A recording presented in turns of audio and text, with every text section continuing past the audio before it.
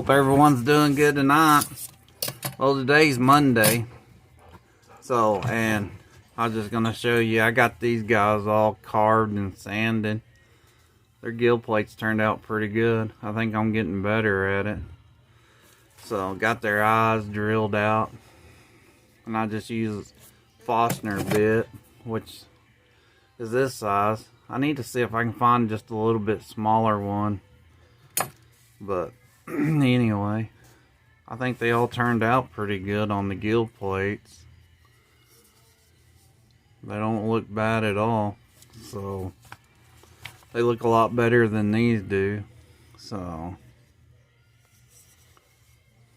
these were some of my first ones. These two are probably actually the third and the fourth one that I made. So, but anyway, oh, I'm sorry. I'm not supposed to say that. So what we're gonna do next is, I don't know if I can make my camera show that. There, I have a nail right there. Let me see if I can get this to where, yeah, right there. I have a nail right here, and that's what I use to shape my wire for my joints, to connect my joints, and then for the tie lines and the hook hangers. So I'm gonna show y'all how I do that. I'll do a few. I'll get a pretty good chunk of this, because I have to have 8 for the joints and then 15 for the line ties for all these baits. So anyway, and then it comes out coiled. So what I do is I usually just pull on it, and you can get most of that coil out of it, and it'll straighten it out. I mean, this wire is pretty stiff, pretty stout. That's why I like using it, because it holds up really well. So, and it'll straighten it out. So what we'll do is we'll just cut certain lengths. Oh, you kind of have to watch it, because these things will go shooting off on you. Usually I don't measure them, but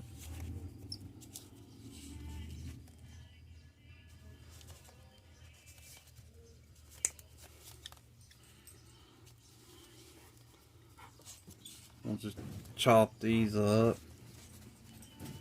I'll just do a few and just show y'all real quick, because y'all don't want to watch all these. Oh.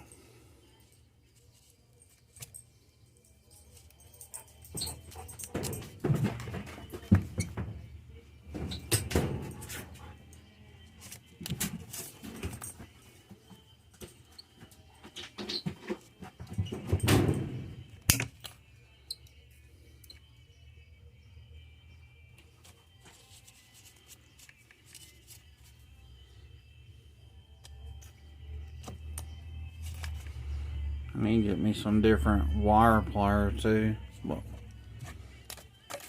okay. So, I'm just going to show y'all real quick. I'll just take and try to get that about center. And then I just fold it over. And then we'll just put a little twist in it, because that just helps. And then I'll close these ends. Something similar to that right there. And then we'll stick it in the drill.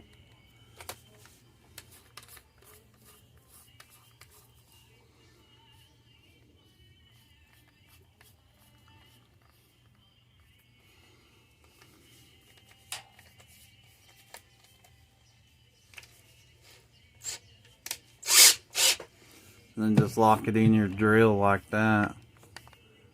And then we'll just loop it around. Well, I didn't get that near tied enough. That's the only thing about these kind of drills sometimes. Instead of the old-fashioned, the old ones like when I was a kid, you get them to lock on and stuff pretty good because you had a tool that would tighten them down. So we'll try this and see.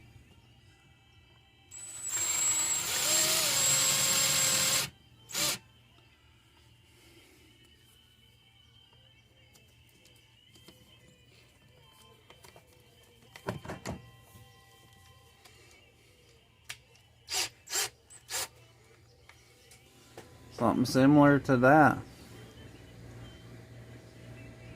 There. Well, let me. There. And you can always straighten these out a little bit if they're a little crooked or something. But you can usually manipulate them and get them to where you want them. So, but that's what they look like. So, that's that one. And then I'll see if we'll do a double one. I'll show y'all real quick how I do a double one. So we're gonna twist him.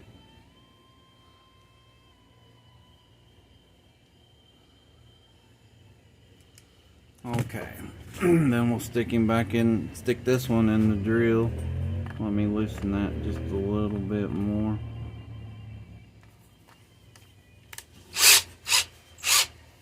So we're gonna, right there,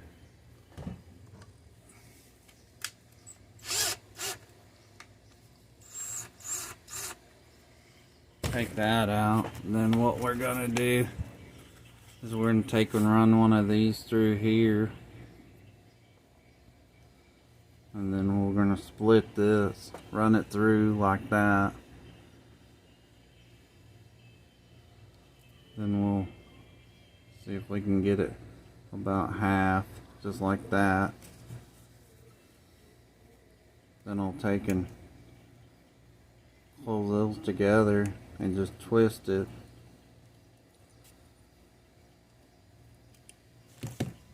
That way it looks like that. Then we'll run this end that we hadn't twisted yet. We'll run it back through.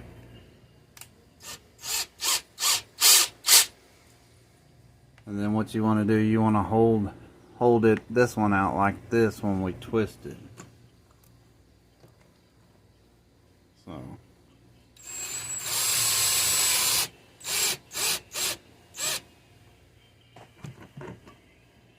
then that way you end up with that pretty good little jointed piece right there.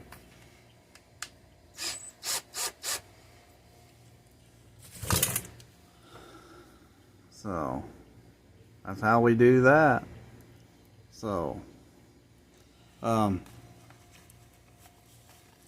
then whenever we do that, what I do is I just take in the part that didn't twist, I'll just cut them off, and sometimes they don't cut off very good. So we'll just break it there. That way it gets a nice clean end. Man, my phone don't want to focus. That way you get a nice clean end. That way when we stick them in. So, but that's what you do. You just cut off that access.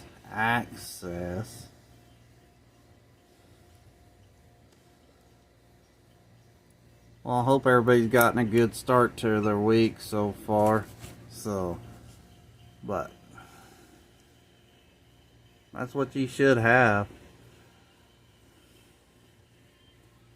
So, that's what it should look like. So, I'm going to do a bunch more of these. And then, maybe tomorrow, if I get off work early enough or something, I'll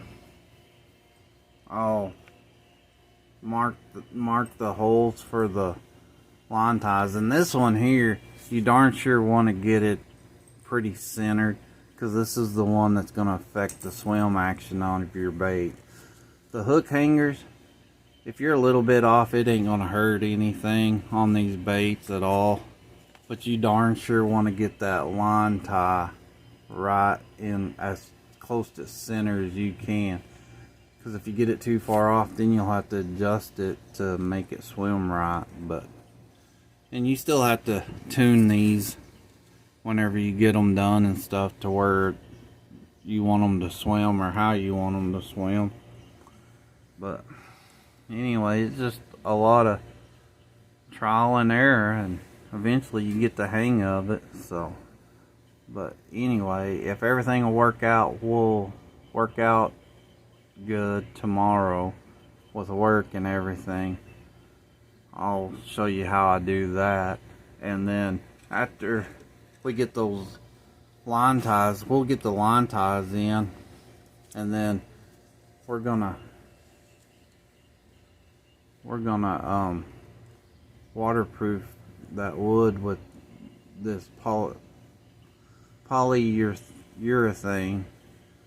and then we'll let that dry real good and everything, and probably sand it, and then I'll probably float test them and see where we are on the weights. And then after I get the weights situated, then I use baking soda and super glue to seal these up, and then I sand it smooth. Then after we get that done, then we'll put them together, and then I'll cut the slits for the tails, and we'll put the tails in them and stuff, and we'll go swim test these and see if they're gonna swim like we want them to. So we're getting there. It just takes a little bit, but anyway, hope you enjoyed the video. Hope you're learning something, and we'll see you on the next one.